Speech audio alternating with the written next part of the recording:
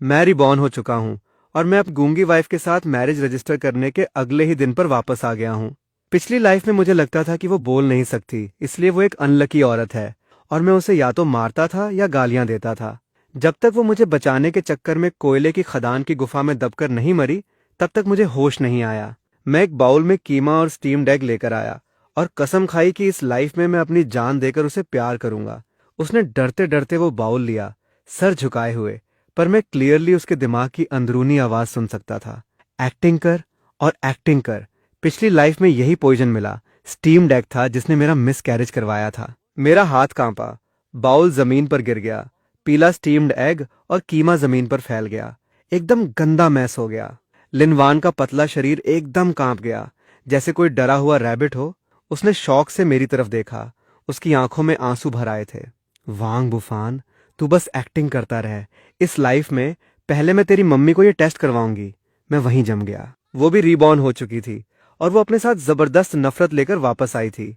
उसकी पीठ पीछे छिपे हाथ ने तेजी से मूव किया और एक छोटा सा पेपर पैकेट उसने अपनी स्लीव के अंदर डीप छिपा लिया। एक्शन बहुत लाइट और स्टील्दी था। अगर मैं उसे घूर कर नहीं देख रहा होता तो कभी कैच नहीं कर पाता। पिछली लाइफ में यही स्टीम्ड एग मेरी स्टेप मॉम लियो कुइहुआ ने उसे दिया था, ये बोलकर कि इसमें न्यूट्रिशन है और इससे बेटा पैदा होगा। उसके पीने के बाद उसी रात उसे ब्लीडिंग शुरू हो गई और हमारा पहला बच्चा खत्म हो गया। मैंने सोचा उसकी बॉडी वीक है, वो एक अनलकी औरत है जो बच्चा पैदा नहीं कर सकती। मैं उससे और नफरत करने लगा और मारना पीटना नॉर्मल बात हो गई। पर मुझे कभी नहीं पता चला कि उस स्टीम्ड एग में ड्रग्स मिली थी। नहीं, मैंने कभी अपने ही बच्चे को नुकसान पहुंचाने का नहीं सोचा था। तू एक नालायक है, पाप कर रहा है, एक बाउल भी ठीक से नहीं पकड़ सकता। इस गूंगी से शादी करके क्या फायदा? पिछली लाइफ में ये थप्पड़ सॉलिड तरीके से उसके गाल पर पड़ा था। लिनवान का गाल तुरंत लाल और सूज गया, पर वो रो भी नहीं सकती थी आवाज निकालकर। और मैं कोल्डली एक साइड खड़ा था। मुझे लगता था स्टेप मॉम सही मार रही है, पर अभी मैं अचानक होश में आया और स्टेप मॉम की कलाई जोर से पकड़ ली। मॉम, बस करो। मेरी आवाज बहुत ज्यादा खराब थी।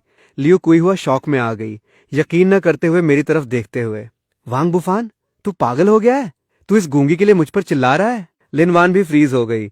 उसकी डरी हुई आंखों में एक कंफ्यूजन दिख रहा था। मैं क्लियरली उसका इनर वॉइस सुन सकता था। क्या हो रहा है?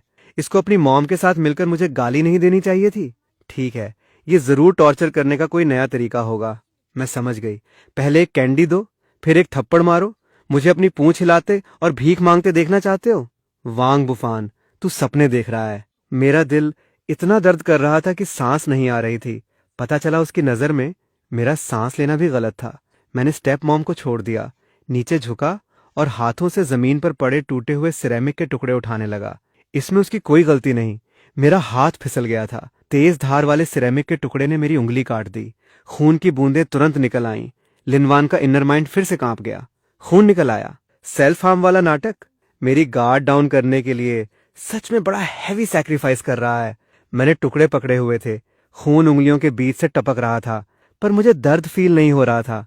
अपने प्यार की नफरत से बड़ा और क्या दर्द हो सकता है? लिनवान, आई एम सॉरी।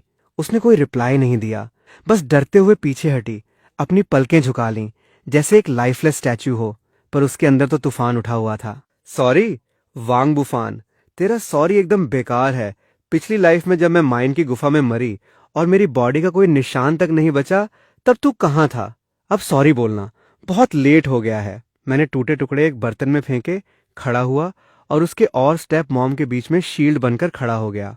मॉम, अब से घर का काम मैं करूंगा, उसको मत बुलाओ। खाना मैं बनाऊंगा, कपड़े मैं धोऊंगा, पानी मैं भरूंगा।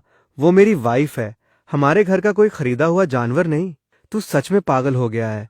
एक ऐसी गूंगी जो बच्चा पैदा नहीं कर सकती, उसके लिए अपनी मॉम से दुश्मनी कर रहा है। मैंने और बहस नहीं की। लिनवान की कलाई पकड़ी और उसको हमारे उस अंधेरे छोटे कमरे में ले गया। उसकी कलाई बहुत ठंडी थी, इतनी पतली कि जैसे तोड़ने पर टूट जाए। जैसे ही मैंने टच किया, वो करंट लगने की तरह पीछे खींचना चाहती थी, पर मैंने बहुत टाइट पकड़ा था। मुझे छोड़ दो, अपने गंदे हाथों से मुझे मत छुओ। उसका इनर वॉइस चाकू की तरह शार्प था। मैं चुपचाप बेड के नीचे से एक पुराना वुडन बॉक्स बाहर खींचा, खोला। उसमें मेरी पूरी सेविंग्स थी, 136 रुपए और 50 पैसे। मैंने सारे पैसे निकाले और उसके हाथ में थमा दिए। लिनवान, पहले मैं एक कमीना था, ये पैसे तुम रखो। जो खरीदना है खरीदो, अब से मैं जो भी एक पैसा कमाऊंगा तुम्हें दे दूंगा। वो ब्लैंक होकर हाथ में पैसे देख रही थी, जैसे मेरे एक्शंस को समझ नहीं पा रही हो। कुछ सेकंड्स बाद उसके माइंड की कोल्ड हंसी फिर से आई। मुझे पैसे दे रहा है? पिछली लाइफ में तू सारे पैसे जुए में उड़ाता था, हारने के बाद आकर मुझे मारता था। इस लाइफ में पैसे देकर मुझे खरीदना चाहता है ताकि मैं तेरी दीवानी हो जाऊं और तू मुझे अच्छे दाम में बेच सके। ठीक है, मैं रख लूंगी। वांग बुफान, मैं उस दिन का वेट कर रही होंगी जब तू कंगाल होकर मेरे आगे घुटनों पर गिरेगा। उसने पैसे ले लिए, ध्यान से अपने इनर पॉकेट में छिपा लिए, फिर टेबल के पास गई, पेन और पेपर उठाया, एक लाइन लिखी और मुझे दे दी। हैंडराइटिंग सुंदर थी, पर उसमें एक अजीब सी दूरी और कोल्डनेस थी। मैं उसके पतले बैग को देखता रहा, जो दरवाजे से गायब हो गया। मेरा दिल मिक्स्ड इमोशंस से भर गया। मुझे पता था हमारी वॉर अभी शुरू हुई है। अगले दिन सूरज निकलने से पहले ही मैं उठ गया। मैंने चावल निकाले, एक पॉट में व्हाइट दलिया बनाया और विनेगर वाला पत्ता गोभी फ्राई की। जब तक मैंने ब्रेकफास्ट टेबल पर लगाया, मेरी मॉम और लिनवान ही उठे थे। मैंने उसे इग्नोर किया। एक बाउल दलिया का लिनवान के सामने रखा। जल्दी खाओ, अभी भी गर्म है। लिनवान ने सर झुका लिया, कोई मूव नहीं किया। मैंने एक सांस ली, उसका बाउल उठाया, उसके सामने ही एक बड़ा सिप लिया। कोई पॉइजन नहीं है, टेंशन मत लो, खाओ। लिनवान की बॉडी थोड़ी सी कांपी। आखिरकार उसने सर उठाया। उसकी आंखें शॉक और डाउट से भरी थीं। स्टेप मॉम से रहा नहीं गया, उसने टेबल पर हाथ मारा। वांग बुफान, तुझमें कोई तमीज नहीं है।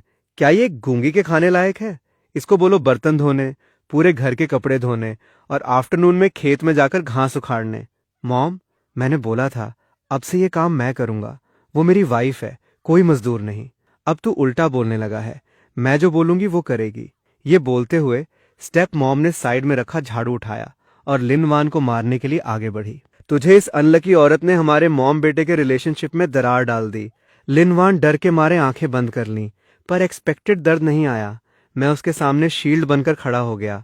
झाड़ू सॉलिड तरीके से मेरी पीठ पर लगा, एकदम जलन होने लगी।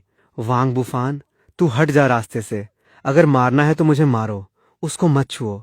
लिनवान मेरे पीछे धीरे से आंखें खोली। मैंने उसका कंफ्यूज्ड इनर वॉइस सुना। ये मुझे बचा रहा है। क्यों? ये कैसा नया नाटक है? नहीं, इसका जरूर कोई बड़ा मास्टर प्लान होगा। मैं वीक नहीं पड़ सकती, बिल्कुल नहीं। स्टेप मॉम ने देखा कि मैं पूरी तरह से अपनी वाइफ को प्रोटेक्ट करने पर तुल गया हूँ। गुस्से में झाड़ू फेंक दिया और जमीन पर बैठकर रोने और नखरे करने लगी। पड़ोसी तमाशा देखने के लिए इकट्ठा हो गए। पिछली लाइफ में मुझे सबसे ज्यादा डर बेइज्जती का लगता था और स्टेप मॉम के रोने धोने से, इसलिए जब भी वो लिनवान को मारती मैं चुप रहता या उसका साथ देता। पर अब जब मैं रीबॉर्न हो चुका हूं, मुझे सिर्फ एक्सट्रीम चिढ़ फील हो रही थी। मैं मुड़ा, शौक में आई लिनवान की तरफ देखा और सॉफ्ट आवाज में बोला, डरो मत, तुम पहले कमरे में जाओ। लिनवान ने मेरी तरफ देखा, एक कॉम्प्लेक्स लुक के साथ चुपचाप कमरे में चली गई। जब वो अंदर चली गई तब मैं पीछे मुड़ा और कोल्डली जमीन पर रो रही लियू कुई हुआ को देखा। मॉम, अगर तुम्हें लगता है कि तुम्हारा बेटा नालायक है तो समझो तुमने मुझे पैदा ही नहीं किया। आज से लिनवान को मैं ही प्रोटेक्ट करूंगा। ये बोलकर मैंने उसके रोने धोने को इग्नोर किया और कोर्टयार्ड में पानी भरने चला गया। पीछे से स्टेप मॉम की गालियां और पड़ोसियों की बातें सुनाई दे रही थीं, पर मैंने अनसुना कर दिया। मुझे पता था उसी तरह रीबॉर्न हुई लिनवान के सामने मेरे प्रायश्चित का रास्ता अभी बस शुरू हुआ है। मुझे अपने एक्शन से थोड़ा थोड़ा करके उसके दिल के बर्फ के पहाड़ को तोड़ना होगा। अगले कुछ दिनों में मैंने घर के सारे गंदे और हैवी काम अपने ऊपर ले लिए। सुबह होते ही जाकर पानी के 2 बड़े ड्रम भर देता, फिर ब्रेकफास्ट बनाता। दिन में गांव की कंस्ट्रक्शन टीम के साथ रोड बनाने का मजदूरी वाला काम करता ताकि कुछ पैसे मिले, और रात को आकर पूरे घर के कपड़े धोता और कोर्टयार्ड साफ करता। मैं जो भी पैसे कमाता एक भी पैसा नहीं रखता और सारे लिनवान को दे देता। मीट और व्हाइट फ्लोर की रोटी सारे उसे खिलाता और माई सेल्फ सूखे हुए कॉर्नब्रेड अचार के साथ खाता। मेरी मॉम मुझे ऐसे देखती जैसे मैं उसका कोई दुश्मन हूँ। वो तरह तरह के बहाने बनाकर लिनवान को परेशान करती। कभी बोलती सर दर्द हो रहा है, लिनवान से पैर दबवाती। कभी बोलती कपड़े ठीक से नहीं धुले हैं और लिनवान को तेज धूप में नदी किनारे वापस धोने भेज देती। पर हर बार मैं बीच में आ जाता। मॉम, उसकी तबीयत ठीक नहीं है, मैं कर लूंगा। मैं लिनवान के हाथ से कपड़े धोने वाला डंडा छीन लेता और वॉशबोर्ड पर जोर जोर से कपड़े धोता और मेरी मॉम साइड में खड़ी होकर ताने मारती। सच में बीवी मिलते ही मॉम को भूल गया। मैंने तुझे बेकार में पाला। उस गूंगी ने तुझे कौन सा जादुई पिला दिया है? लिनवान दूर खड़ी होकर चुपचाप ये सब देख रही थी। उसके माइंड का इनर वॉइस जो शुरू में एक्टिंग और ढोंग सोचता था, वो अब धीरे धीरे बदलने लगा था। ये आखिर कर क्या रहा है? क्या इसे थकान नहीं होती? क्या इसकी पीठ का घाव अभी तक ठीक नहीं हुआ? हालांकि वो अभी भी अलर्ट और शकी थी, पर कम से कम अब वो प्योर हार्टेड नहीं थी, और ये एक अच्छा साइन था। एक दिन मैं टाउन से वापस आया और उसके लिए एक नया फ्लावर प्रिंट वाला शर्ट खरीद कर लाया। पिछली लाइफ में उसे ये शर्ट बहुत पसंद था। जब भी वो सरकारी दुकान के पास से गुजरती, शोकेस के बाहर खड़ी होकर बहुत देर तक देखती, पर मेरे पास कभी इतने पैसे नहीं होते कि मैं उसे खरीद कर दे सकूं। मैंने शर्ट उसकी तरफ बढ़ाया। ये तुम्हारे लिए। उसने शौक होकर उसे लिया, अपनी उंगलियों से उस स्मूथ कपड़े को टच किया। उसकी आंखों में एक अजीब सा खालीपन था। ये शर्ट पिछली लाइफ में झाओ शुए के पास भी बिल्कुल ऐसा ही था। झाओ शुए गांव के मुखिया की बेटी थी और वो मुझे हमेशा से पसंद करती थी। पिछली लाइफ में उसके डैड से आसान काम पाने के चक्कर में मैंने लिन वान के सामने झाओ शुए की बहुत तारीफें की थीं। मेरा दिल एकदम से धंस गया, पर जैसा कि सोचा था, अगले ही सेकंड उसका इनर वॉइस एकदम बर्फीला हो गया। तो ये झाओ शुए के लिए खरीदा था, गलत इंसान को दे दिया, या फिर इसकी नजर में मैं सिर्फ दूसरों के बचे हुए कपड़े पहनने लायक हूं? वांग बुफान, तू सच में डिस्गस्टिंग है। उसने शर्ट वापस मेरी छाती पर फेंक दी, मुड़ी और कमरे में चली गई। धड़ाम से दरवाजा बंद कर दिया। मैंने सब गड़बड़ कर दिया। मैं भूल गया था कि झाओ शुए ने भी यही शर्ट खरीदा था और कल ही उसे पहनकर बाहर शो ऑफ किया था। रात को मैंने उसका फेवरेट रेड ब्रेस्ड पोर्क बनाया। मैंने सारा मीट उसकी बाउल में डाल दिया, पर उसने चम्मच तक नहीं उठाया। सब ढोंग है, एक बाउल मीट और एक फटेहाल शर्ट, और तुम चाहते हो कि मैं पिछले जन्म का दर्द भूल जाऊं? वांग बुफान, तू सपने देखना बंद कर दे। मैं चुपचाप सिर्फ सफेद चावल खा रहा था। मेरा दिल अंदर से बहुत घुट रहा था। मुझे पता था अपनी गलतियों की भरपाई करना मेरे सोच से कहीं ज्यादा मुश्किल है। उसके दिल का वो बर्फ का पहाड़ एक दो दिन में नहीं पिघलने वाला। तभी मेरा वो जिगरी दोस्त चांग शोरें एकदम स्टाइल मारता हुआ अंदर आया। फैनगे, घर पर ही हो? मेरी आंखों की पुतलियां एकदम से सिकुड़ गईं। पिछली लाइफ में इसी ने मुझे छोटी कोयले की खदान में जाने के लिए बेवकूफ बनाया था। बोला था कि बहुत पैसा कमाएंगे, और रिजल्ट ये हुआ कि माइंड की गुफा ढह गई। लिन वान ने मुझे बचाने के चक्कर में जिंदा दबकर जान दे दी, और इस कमीने ने मेरा सारा मुआवजे का पैसा हड़प लिया और पलटकर झाओ शुए से शादी कर ली। क्या ये भी रिबॉर्न हुआ है? नहीं, इसकी शक्ल देखकर तो नहीं लगता। चांग शोरे ने मेरे चेहरे का बदला हुआ एक्सप्रेशन नोटिस नहीं किया। एकदम से आकर कुर्सी पर बैठा, चॉपस्टिक उठाया और मीट का सबसे बड़ा पीस उठाकर अपने मुंह में ठूंस लिया। अरे वाह फैनगे, मजे आ गए। मीट खाने लगे। एकदम सही टाइम पर आया हूं। मेरे पास एक बहुत बड़ा पैसा कमाने का आइडिया है, तुम्हें भी साथ ले लूंगा। साउथ साइड से एक बड़ा बिजनेसमैन आया है। उसे गांव के प्रोडक्ट्स थोक में चाहिए। मार्केट रेट से 30% ज्यादा पैसा देगा। हम दोनों पार्टनरशिप में पूरे गांव का माल खरीद लेंगे और आगे बेचकर कम से कम इतना प्रॉफिट कमाएंगे। उसने अपने 5 उंगलियां दिखाई। मेरे दिल में एक कड़वी हंसी आई। पिछली लाइफ में भी इसने बिल्कुल यही डायलॉग मारा था। मैं इसके झांसे में आ गया। घर की सारी जमा पूंजी लगा दी, ऊपर से लोन भी ले लिया। रिजल्ट ये हुआ कि वो बिजनेसमैन निकला एक फ्रॉड। मैं कर्ज के बोझ तले दब गया। मेरी लाइफ बर्बाद हो गई और चांग शोरे ने अपना पीछा एकदम साफ कर लिया। मैं उसे देखता रहा और धीरे से बोला, ठीक है। मुझे पता था फैनगे तुम एकदम ओके दोगे। तभी मुझे लिनवान का इनर वॉइस सुनाई दिया। सच में एकदम बेवकूफ है, इतना ऑब्वियस स्कैम भी नहीं समझ पा रहा। पिछले जन्म में गरीब मरना ही डिजर्व करता था। रुको, अगर ये सारे पैसे बर्बाद कर देगा तो क्या ये मुझे बेच देगा? शायद ये एंडिंग भी बुरी नहीं है। मेरे होठों पर एक हल्की सी, किसी को न दिखने वाली स्माइल आ गई। चांग शोरे, इस लाइफ में हमारा हिसाब बहुत अच्छे से चुकता होगा।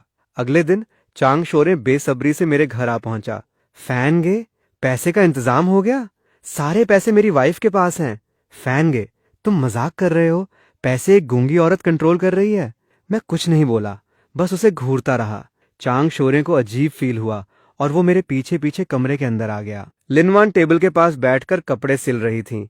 हमें अंदर आता देख उसकी आंखों में अलर्टनेस आ गई। लिनवान, मुझे पैसे दो। एक लाइन बोलूंगा और तू पैसे दे देगी? वांग बुफान, तू सच में बेवकूफ है या एक्टिंग कर रहा है? चांग शोरे ने मुझे एक बिजनेस के बारे में बताया है। बहुत बड़ा प्रॉफिट होगा। तुम मुझे पैसे दो। जब मैं कमा लूंगा तो तुम्हें सोने का कंगन ला कर दूंगा। इस बार उसने बस कोल्डली मेरी तरफ देखा और सर झुकाकर वापस कपड़े सिलने लगी। मुझे एकदम इग्नोर कर दिया जैसे मैं हवा हूं। पिछली लाइफ में मैंने भी बिल्कुल यही डायलॉग मारा था। उसका दिल पिघल गया था। उसने चुपके से जमा किए हुए अपने 10-20 रुपए के सीक्रेट पैसे भी मुझे दे दिए थे, और रिजल्ट ये हुआ कि वो पैसे कभी वापस नहीं आए। अरे भाभी, आप ये क्या कर रही हो? फैन गे क्या? तुम्हें बेवकूफ बनाएंगे? ये पैसा कमाने का सुनहरा मौका है। अगर ये हाथ से निकल गया तो तुम दोनों को पूरी जिंदगी भूखा मरना पड़ेगा। लिनवान ने फिर भी कोई रिएक्शन नहीं दिया। चांग शोरे ने मुझे एक इशारा किया, जिसका मतलब था कि तू एक मर्द होकर एक औरत को कंट्रोल नहीं कर सकता। मेरे मन में कड़वी हंसी आई। चांग शोरे को अपने जाल में फंसाने के लिए मैंने लिनवान के हाथ से सिलाई वाली टोकरी छीनी और जोर से जमीन पर दे मारी। ए गूंगी, बहुत तमीज आ गई है ना? मैं तुझसे पैसे मांग रहा हूं और तू देने की हिम्मत नहीं कर रही। यकीन नहीं होता तो बोल, अभी पीट पीट कर जान ले लूं। मेरा चेहरा एकदम डरावना हो गया था, बिल्कुल पिछली लाइफ वाले वांग बुफान जैसा। लिनवान का शरीर बुरी तरह कांपने लगा। उसका चेहरा एकदम सफेद पड़ गया और उसकी आंखों से डर बाहर आ रहा था। आ गया ना असली रूप पर? इसे नाटक करते करते थकान हो गई। मुझे पता था ये कभी सुधर नहीं सकता। मार ले, गाली दे ले, वैसे भी मुझे आदत हो चुकी है। बस मैं पैसे नहीं दूंगी, देखूं इसमें और कितना दम है। चांग शोरे ये सब देखकर डर तो गया, पर उससे ज्यादा वो एक्साइटेड था। उसे मेरा ये कमीना रूप ही पसंद था। मैं जितना ज्यादा क्रूर बनूंगा, उसे मुझे कंट्रोल करना उतना ही आसान लगेगा। मैं कदम दर कदम लिनवान की तरफ बढ़ा, अपना हाथ ऊपर उठाया। उसने आंखें बंद कर लीं, जैसे अपनी किस्मत को मानकर थप्पड़ का इंतजार कर रही हो। लेकिन मेरा हाथ हवा में ही रुक गया और मैंने पलटकर अपने ही गाल पर एक जोरदार थप्पड़ जड़ दिया। चाप की तेज आवाज ने लिनवान और चांग शोरे दोनों को शॉक में डाल दिया। मैंने अपना गाल पकड़ लिया और मेरी आवाज में रोने वाला टोन आ गया। लिनवान, मुझे माफ कर दो। मुझे तुम पर नहीं चिल्लाना चाहिए था और तुम्हें मारने का तो सोचना भी नहीं चाहिए था। मैं सच में एक कमीना हूं, लेकिन मैं सच में तुम्हें एक अच्छी लाइफ देना चाहता हूं। इस बार के इस पागलपन वाले बिजनेस पर बस एक आखिरी बार मेरा यकीन कर लो, प्लीज। मैंने ऐसा नाटक किया कि खुद मुझे ही यकीन होने लगा। लिनवान ने धीरे से आंखें खोली। उसकी आंखों का डर अब एकदम कंफ्यूजन में बदल चुका था। ये क्या कर रहा है? खुद को मार रहा है? ये पागल हो गया है क्या? फैन गे, ये तुम क्या? मैंने उसे इग्नोर किया, बस अपनी लाल आंखों के साथ रिक्वेस्ट करते हुए लिनवान को देखता रहा। मुझे पता था नॉर्मल मारपीट और गालियों से अब वो इम्यून हो चुकी है। सिर्फ इस तरह का एक्सट्रीम कंट्रास्ट ही उसके जमे हुए बर्फीले दिल को हिला सकता है। और सच में उसका इनर माइंड हिलने लगा था। शायद ये सच में सीरियस है। क्या पता इस बार ये सच बोल रहा हो। अगर ये सच में पैसा कमा लेता है तो। मैंने मौके का फायदा उठाया। अपनी जेब से एक पेपर निकाला, जिस पर मैंने कल रात को एक प्रॉमिसरी नोट लिखा था। लिनवान, ये उधार का कागज है। मैं वांग बुफान आज अपनी वाइफ लिनवान से 136 रुपए और 50 पैसे बिजनेस के लिए उधार ले रहा हूं। 1 महीने के अंदर ब्याज समेत 200 रुपए वापस करूंगा। अगर नहीं कर पाया तो मैं वांग बुफान बिना एक पैसा लिए घर छोड़कर चला जाऊंगा। मैंने वो कागज उसके ठंडे हाथों में ठूंस दिया। चांग शोरे ये सब देखकर पूरी तरह सुन्न पड़ गया था। उसने अपनी लाइफ में ऐसा सीन कभी नहीं देखा था। उधार पत्र? घर छोड़कर चला जाएगा? ये इतना बड़ा रिस्क ले रहा है। क्या ये सच में पैसा कमाना चाहता है या इस तरीके से पैसे हड़प कर भागना चाहता है? पर अगर ये भाग भी गया तो ये घर और जमीन तो साथ नहीं ले जा सकता ना। वो बहुत देर तक कंफ्यूज रही। आखिरकार वो खड़ी हुई, अपने इनर पॉकेट से वो कपड़े का बंडल निकाला, उसे परत दर परत खोला, अंदर से एकदम फोल्ड किए हुए नोट निकाले और उसने 130 रुपए गिने। सारे पैसे इसे नहीं दे सकती। अगर ये भाग गया तो कम से कम मेरे पास मायके जाने का किराया तो बचेगा। मैंने पैसे लिए। मेरे दिल में हजारों इमोशंस चल रहे थे। वो अभी भी मुझ पर भरोसा नहीं कर रही थी, पर मुझे पता था ये वो बेस्ट रिजल्ट था जो मैं हासिल कर सकता था। Thank you, Linwan. उसने मेरी तरफ नहीं देखा, मुड़ी और चुपचाप जमीन पर गिरी सिलाई की टोकरी समेटने लगी। फैनगे, तुम तो कमाल के हो, खुद पर इतना क्रूर एक्शन ले लिया। मैं हल्का सा मुस्कुराया। चांग शोरे, इंतजार कर। इस लाइफ में मैं तुझसे ब्याज समेत वो सब वापस लूंगा जो तूने मेरा छीना था। मैंने चांग शोरे के साथ गांव का माल खरीदने जाने के बजाय वो 130 रुपए लिए और सीधा काउंटी के कबाड़ खाने पहुंच गया। पिछली लाइफ में जब मैं दिवालिया हो गया था तो कर्ज चुकाने के लिए मैंने हर तरह की मजदूरी की थी, जिसमें कबाड़ खाने में छंटाई का काम भी शामिल था। मुझे एकदम क्लियरली याद है कि ठीक इन्हीं दिनों में कबाड़ खाने में बाहर से मंगाई गई कुछ खराब मशीनें आने वाली थीं। वो मशीनें बाकी सबके लिए सिर्फ कबाड़ थीं, पर मेरे लिए किसी खजाने से कम नहीं थीं, क्योंकि उनमें से एक मशीन के अंदर एक इंडस्ट्रियल ग्रेड का हाई प्योरिटी सिलिकॉन बोर्ड छिपा हुआ था। 80 के दशक में इस चीज की डिमांड तो पागल करने वाली थी, पर मार्केट में मिलती ही नहीं थी। मैंने 2 दिन तक कबाड़ के ढेर में खुदाई की और आखिरकार एक कोने में पड़ी उस पुरानी और बेकार दिखने वाली मशीन को ढूंढ निकाला। मैंने 100 रुपए देकर वो कबाड़ खरीद लिया। कबाड़ खाने का मालिक मुझे ऐसे देख रहा था जैसे मैं कोई पागल हूँ। मैंने एक ठेला गाड़ी वाला हायर किया और मशीन को टाउन के एक लोहार की दुकान पर ले गया। मास्टर जी, जरा इस मशीन को खोल दीजिए। बेटा, इसे खोलने के बाद भी इसके 2 पैसे नहीं मिलेंगे। कहीं तुझे कोई बेवकूफ तो नहीं बना गया? आप बस खोलिए, मजदूरी मैं पूरी दूंगा। मैंने उन्हें एक सिगरेट का पैकेट थमा दिया। बूढ़े मास्टर ने और कुछ नहीं कहा, अपना बड़ा हथौड़ा उठाया और काम पर लग गए। काफी मशक्कत के बाद मशीन का बाहरी खोल खुल गया और अंदर से तेल वाले कपड़े में लिपटी हुई एक चीज निकली। मेरा दिल जोर जोर से धड़कने लगा। मैंने बहुत ध्यान से वो कपड़ा खोला और मेरे सामने एक मेटालिक चमक वाला बोर्ड आ गया। यही वो चीज है। मैंने अपनी एक्साइटमेंट कंट्रोल की, मास्टर जी को पैसे दिए, सिलिकॉन बोर्ड को अपनी जैकेट के अंदर छिपाया और सीधा सिटी के इलेक्ट्रॉनिक कंपोनेंट फैक्ट्री पहुंचा। कॉमरेड, ये चीज कहां से लाए? पुश्तैनी है। थोड़ी जांच पड़ताल और मोल भाव के बाद आखिरकार वो सिलिकॉन बोर्ड 5,000 रुपए में फैक्ट्री ने खरीद लिया। 5,000 रुपए! उस जमाने में जब लोगों की महीने की सैलरी सिर्फ कुछ 10 रुपए होती थी, ये किसी खजाने से कम नहीं था। मैंने जब वो नोटों की मोटी गड्डी पकड़ी तो मेरे हाथ कांप रहे थे। रीबॉर्न होने के बाद पहली बार मुझे फील हुआ कि मैंने अपनी किस्मत को अपने हाथों में ले लिया है। मैं सीधा घर नहीं गया, पहले डिपार्टमेंटल स्टोर गया और लिनवान के लिए एक बहुत ही सुंदर लाल स्कर्ट, सफेद नए जूते, व्हाइट रैबिट वाले टॉफी, मिल्क पाउडर और एक मोटा सा रोस्टेड चिकन खरीदा। पिछली लाइफ में मैंने उसके साथ बहुत गलत किया था। इस लाइफ में मैं उसे दुनिया की हर अच्छी चीज देना चाहता था। जब मैं ढेर सारे बैग लेकर गांव लौटा तो पूरे गांव में हलचल मच गई। वांग बुफान तो अमीर हो गया। क्या ये चांग शोरे के साथ माल खरीदने नहीं गया था? इतनी जल्दी पैसा कमा लिया? मैंने किसी की बात नहीं सुनी और सीधा घर के अंदर घुस गया। ए सगुन खराब करने वाली, अगर तूने पैसे मुट्ठी में बंद करके नहीं रखे होते तो वांग बुफान और माल खरीदकर और ज्यादा पैसा कमा लेता। अब देख, ना तो पैसा कमाया और ना अपना लगाया हुआ पैसा बचा। अब तुझे चैन मिला? लिनवान के कमजोर कंधे थोड़े से हिले। मेरे अंदर गुस्सा फूट पड़ा। मॉम, तुम यहाँ क्या बकवास कर रही हो? तभी चांगशोरे रोता हुआ अंदर आया। फैन गे, तुम आ गए, हम तो लुट गए। वो साउथ वाला बिजनेसमैन तो निकला फ्रॉड।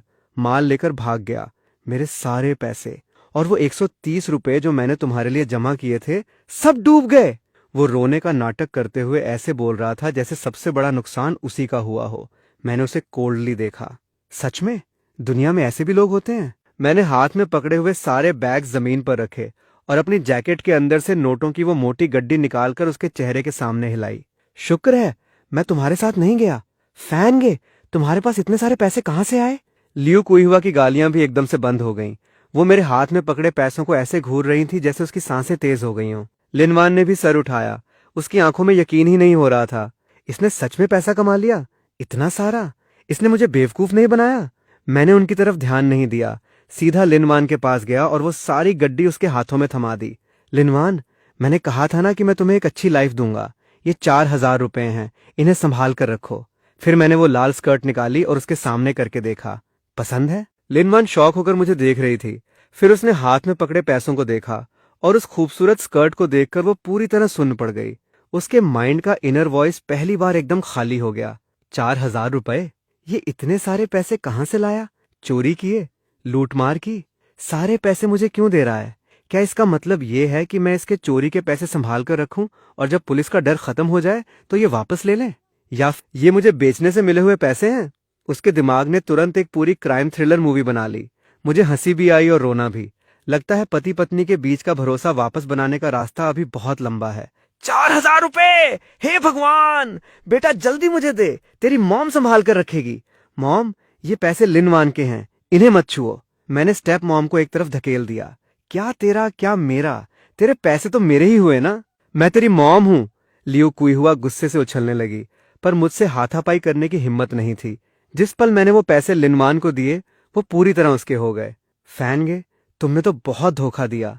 चांग शोरे का चेहरा एकदम काला पड़ गया था। खुद अमीर हो गए और भाई को भूल गए। मेरे वो 130 रुपए तो तुम्हें मुझे वापस करने ही होंगे। मैंने मुड़कर उसे कोल्ड नजरों से देखा। तुम चाहते थे कि मैं बर्बाद हो जाऊं। चांग शोरे, वो 130 रुपए तेरे लिए एक सबक थे। आज के बाद तू तेरे रास्ते और मैं अपने रास्ते। वांग बुफान, तमीज में रहकर बात कर। ठीक है, तू याद रखना, हम बाद में हिसाब चुकता करेंगे। वो एक धमकी देकर वहां से दुम दबाकर भाग गया। मुझे पता था कि ये इतनी आसानी से पीछा नहीं छोड़ेगा, पर मुझे कोई डर नहीं था। इस लाइफ में मैं हर पल अलर्ट रहूंगा और इसे दोबारा कभी भी मुझे या मेरी वाइफ को नुकसान पहुंचाने का मौका नहीं दूंगा।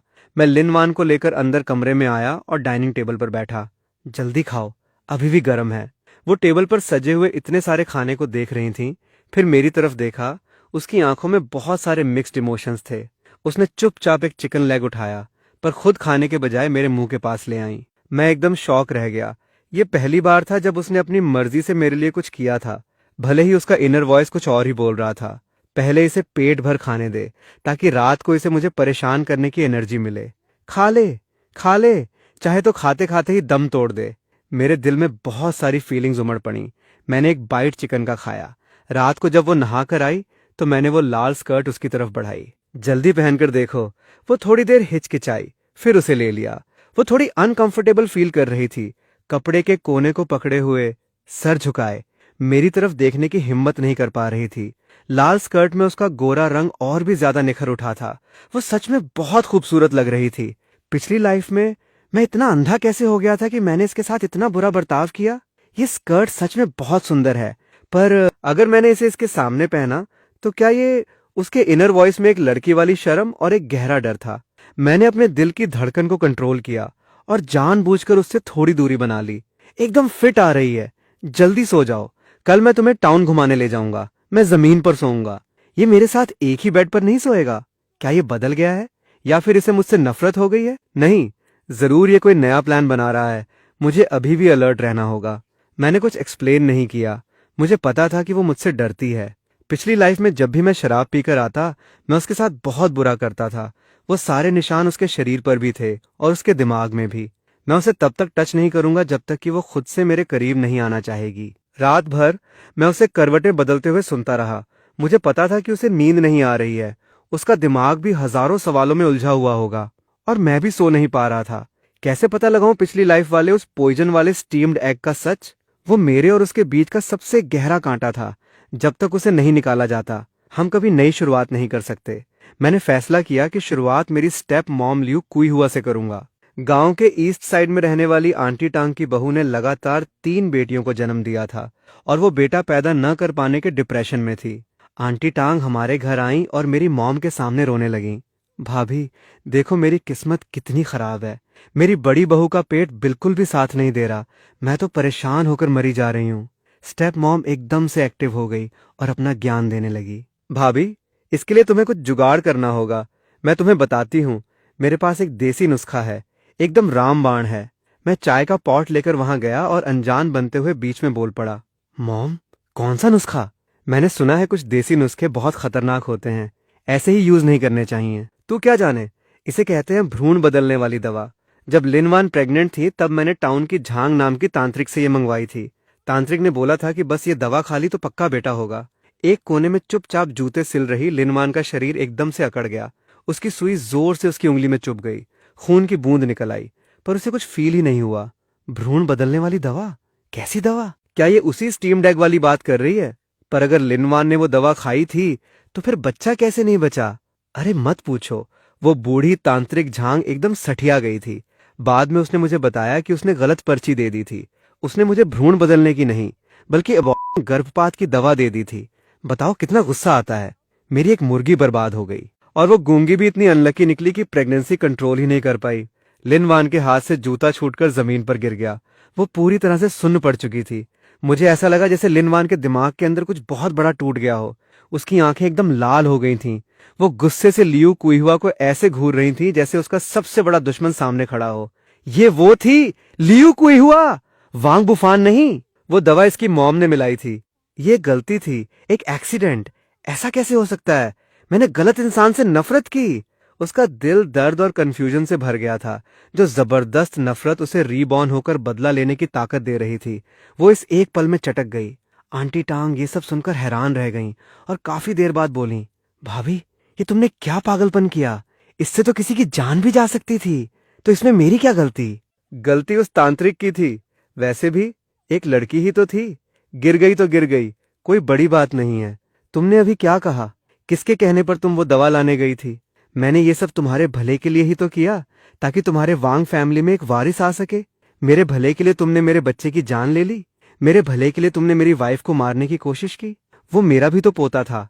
मुझे तुमसे ज्यादा दुख हुआ। तुम्हें उसका नाम लेने का कोई हक नहीं है। मेरी आंखें एकदम खून जैसी लाल हो गई थीं। अगर नजरों से कोई मर सकता तो लियू कुइहुआ अभी तक हजारों बार मर चुकी होती। वो मेरे गुस्से से डरकर पीछे हटने लगी। तू तू क्या करेगा? मैं तेरी मॉम हूं। मैंने उसे इग्नोर किया, मुड़ा और लिनवान के पास गया। मैं नीचे झुका और बहुत प्यार से उसकी कटी हुई उंगली को अपने मुंह में डाल लिया। खून का स्वाद मेरे मुंह में फैल गया। उसका शरीर हवा में हिलते हुए पत्ते की तरह कांप रहा था। मैंने सर उठाया और उसकी शॉक्ड और दर्द से भरी आंखों में देखा। लिनवान, आई एम सॉरी। इस मामले में मेरी भी गलती थी। मैंने तुम्हारी और हमारे बच्चे की प्रोटेक्शन नहीं की।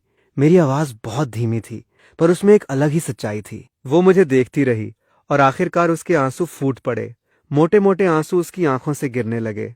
उसका कोई इनर वॉइस नहीं था। उस एक पल में उसका दिमाग एकदम खाली हो चुका था। बस एक अंतहीन दर्द था। सच सामने आने के बाद लिनवान बदल गई। वो अब पहले की तरह मुझसे हर वक्त डर कर नहीं रहती थी। भले ही वो अभी भी बोल नहीं सकती थी, पर अब वो मुझे जिस नजर से देखती थी उसमें कोल्डनेस और हैट्रेड नहीं थी। अब उसमें बहुत सारे मिक्स्ड इमोशंस थे और एक अजीब सा कंफ्यूजन जिसे मैं समझ नहीं पा रहा था। वो अब चुपके से मेरे लिए चीजें करने लगी थीं। जब मैं काम से लौटता, टेबल पर मेरे लिए एक ग्लास नॉर्मल टेम्परेचर वाला पानी रखा होता। अगर मैं रात को खांसता तो अगली सुबह मेरे बेड साइड पर शहद और नाशपाती का सूप रखा मिलता। अगर मेरे कपड़े फट जाते तो वो रात भर जागकर उन्हें सिल देती। वो ये सारे काम एकदम चुपचाप करती, जैसे उसे डर हो कि मैं देख लूंगा, पर मैं उसका इनर वॉइस सुन सकता था। आज लकड़ियां काटते काटते इसके हाथ छिल गए हैं। इसे गर्म पानी में हाथ डालकर रखना चाहिए। मौसम ठंडा हो रहा है। इसके मोटे कपड़े निकाल कर रख देने चाहिए। लगता है वो सच में पिछली लाइफ वाली लिनवान नहीं रही। पर क्या मैं सच में अब उस पर दोबारा भरोसा कर सकता हूँ? जिस दिन मैंने सच उजागर किया, उस दिन के बाद से स्टेप मॉम ने मुझसे बात करना बंद कर दिया। मेरा और स्टेप मॉम का रिश्ता एकदम फ्रीजिंग पॉइंट पर आ गया था।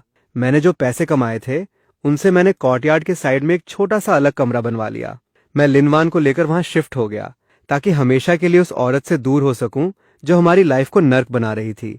ऐसा लग रहा था कि चीजें सही ट्रैक पर आ रही हैं, पर मैं भूल गया था कि एक खतरनाक सांप अभी भी अंधेरे में छिपा बैठा है, और वो था चांग शोरें। जब से मैंने उसे सबके सामने बेइज्जत किया था, वो कुछ टाइम के लिए गायब हो गया था।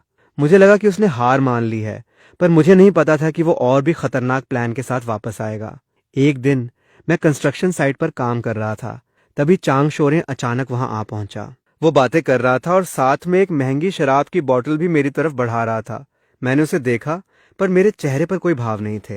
फैन गे, पिछली बार मेरी गलती थी। मेरा दिमाग खराब हो गया था जो मैंने तुम्हें बेवकूफ बनाने की कोशिश की। तुम दिल पर मत लो, मेरी गलती माफ कर दो। जो बोलना है सीधा बोल। फैन गे, बात यह है कि मैंने अपने कुछ कॉन्टैक्ट्स यूज करके काउंटी की सीमेंट फैक्ट्री में तुम्हारे लिए एक जॉब लगा दी है। परमानेंट जॉब, सरकारी नौकरी जैसी सिक्योरिटी। यहाँ मिट्टी ढोने से तो लाख गुना बेहतर है। Cement factory? पिछली लाइफ में मैंने सच में सीमेंट फैक्ट्री में काम किया था, और ज्यादा दिन काम करने के बाद फैक्ट्री में एक बहुत बड़ा ब्लास्ट हुआ था। मैंने उस दिन छुट्टी ली थी, इसलिए मैं बच गया था। पर अब जब मैं पीछे मुड़कर सोचता हूँ तो उस ब्लास्ट में बहुत कुछ गड़बड़ लगता है। क्या उस ब्लास्ट के पीछे भी चांग शोरें का हाथ था? इतनी अच्छी जॉब है तो तुम खुद क्यों नहीं जा रहे? मैं बस अपने फैन गे की मदद करना चाहता था। मेरे पास कुछ और काम है, तुम बस जाकर ज्वाइन कर लो। मैंने सब सेटिंग कर रखी है। उसने एक इंट्रोडक्शन लेटर मेरे हाथ में थमा दिया। मैंने उसके झूठे चेहरे को देखा और मेरे दिमाग में सारा पहेल सुलझ गया। ये एक जाल था। वो चाहता था कि मैं मर जाऊं। मैंने वो लेटर ले लिया। ठीक है, जब मेरी पहली सैलरी आएगी तो मैं तुम्हें पार्टी दूंगा। हाँ हाँ, फैन गे, आप काम पर ध्यान दो। मैं तुम्हारी गुड न्यूज का वेट करूंगा। उसे लगा कि मैं उसके जाल में फंस गया हूं। वो बहुत स्मग होकर वहां से चला गया। मैंने उस लेटर को हाथ में भींचा। चांग शोरें, इस बार मैं सिर्फ तुम्हारी इज्जत मिट्टी में नहीं मिलाऊंगा, बल्कि पिछली लाइफ में तुमने लिनवान की जो जान ली थी वो भी तुझे चुकानी पड़ेगी। घर जाकर मैंने लिनवान को सीमेंट फैक्ट्री वाली बात बताई। मेरी बात सुनकर उसके हाथ में पकड़ी सुई रुक गई। Cement factory? वांग बुफान सच में बेवकूफ है। एक बार धोखा खाने के बाद भी ये उसी चांग शोरें की बातों में आ रहा है। उसके इनर वॉइस में पहली बार मेरे लिए सच्ची चिंता थी। लिनवान, इस बार काउंटी जा रहा हूं तो शायद कुछ दिन वहीं रुकना पड़े। घर के सारे पैसे संभाल कर रखना, और याद रखना, चाहे कुछ भी हो जाए घर से बाहर मत निकलना। मेरा वेट करना। मुझे डर था कि वो पिछली लाइफ की तरह अपनी जान की परवाह किए बिना मुझे ढूंढने न निकल पड़े। मैंने उसके लिए एक लेटर लिखा। उस लेटर में मैंने चांग शोरे पर मेरे सारे शक लिख दिए थे। मैंने वो इंट्रोडक्शन लेटर लिया और बहुत आसानी से फैक्ट्री में ज्वाइन कर लिया। मुझे रिसीव करने वाला एक ली नाम का फोरमैन था, जिसके चेहरे पर चेचक के दाग थे, पर उसकी आंखों में एक अजीब सी चालाकी और दुश्मनी थी। नए लड़के, शुरुआत यहां से करोगे, मेहनत करो, बहुत तरक्की होगी। मैंने सर हिलाया, कुछ नहीं बोला। मुझे पता था कि ये चांग शोरे का ही आदमी है। पिछली लाइफ में इसी ने ब्लास्ट से एक दिन पहले मुझे उस एरिया में शिफ्ट किया था जहां ब्लास्ट होना था। वर्कशॉप के अंदर धूल से भरा हुआ था, सारे मजदूर मिट्टी से सने हुए थे, काम बहुत हैवी था, पर मैंने दांत भींच कर काम किया। मैं बस चांग शोरे के असली चेहरे के सामने आने का इंतजार कर रहा था। मैंने चुपके से वर्कशॉप के लेआउट को ऑब्जर्व किया और जल्दी ही मुझे प्रॉब्लम समझ आ गई। कुछ बहुत जरूरी डस्ट कलेक्टर मशीनों के साथ छेड़छाड़ की गई थी और वो बहुत ही कम एफिशिएंसी से काम कर रही थी। शिफ्ट खत्म होने के बाद मैं डॉर्मेट्री नहीं गया, बल्कि चुपके से फोरमैन ली के ऑफिस में घुस गया। मुझे याद था कि पिछली लाइफ में फोरमैन ली को डायरी लिखने की आदत थी। मैंने उसकी पुरानी टेबल के ड्रॉअर में एक ताला लगा हुआ नोटबुक ढूंढ निकाली। मैंने एक तार की मदद से बहुत आसानी से ताला खोल लिया। डायरी के पन्ने पलटते ही अंदर लिखी चीजों ने मेरे रोंगटे खड़े कर दिए। चांग शोरे का बच्चा सच में खुले हाथ से पैसा खर्च करता है। एक सोने की ईंट, और काम बस इतना है कि वांग बुफान को गायब कर दो। एकदम आसान। मशीनें पुरानी हो चुकी हैं, धूल का लेवल खतरनाक है, किसी को पता भी नहीं चलेगा। डेट सैलरी वाले दिन से एक दिन पहले की फिक्स कर दी है। तब तक मैं अपने गांव भाग जाऊंगा, कोई मुझे ढूंढ भी नहीं पाएगा। मैंने एक माइक्रो कैमरे से डायरी के सारे पन्नों की फोटो खींच ली। मैंने फैक्ट्री के एक पुराने मजदूर अंकल झो को ढूंढा। वो हमेशा मजदूरों के हक के लिए लड़ते थे, एकदम ईमानदार इंसान थे। मैंने उन्हें वो सारी फोटोज दिखाई और अपना प्लान बताया। ये दोनों जानवर हैं, तुम टेंशन मत लो, इस काम के लिए मैं अपनी जान भी दे दूंगा, बस इन्हें सलाखों के पीछे पहुंचाना है। अंकल झो की मदद से मेरा प्लान एकदम परफेक्ट हो गया। आखिरकार वो दिन आ ही गया। आसमान में काले बादल छाए हुए थे, जैसे बारिश होने वाली हो। मैं हमेशा की तरह वर्कशॉप में काम पर गया। शाओवांग, आज अच्छे से काम करना, शाम को मैं तुम्हें ड्रिंक पिलाऊंगा। Thank you foreman. मैंने सर झुका लिया ताकि वो मेरी आंखों की ठंडक देख न सके। शिफ्ट खत्म होने में बस 1 घंटा बाकी था। फोरमैन ली किसी काम का बहाना बनाकर बाहर निकल गया। मुझे पता था वो आखिरी डिवाइस ऑन करने जा रहा है। बाकी मजदूर अभी भी सिर झुकाकर काम कर रहे थे, उन्हें खतरे की कोई भनक तक नहीं थी। मैं चुपके से उस सेफ एग्जिट के पास जाकर खड़ा हो गया, जिसे मैंने पहले ही चेक कर लिया था। तभी मेरी आंखों के कोने से मुझे एक जानी पहचानी शक्ल दिखाई दी। लिनवान, वो यहाँ क्या कर रही है? मैंने उसे घर पर ही रुकने को बोला था ना।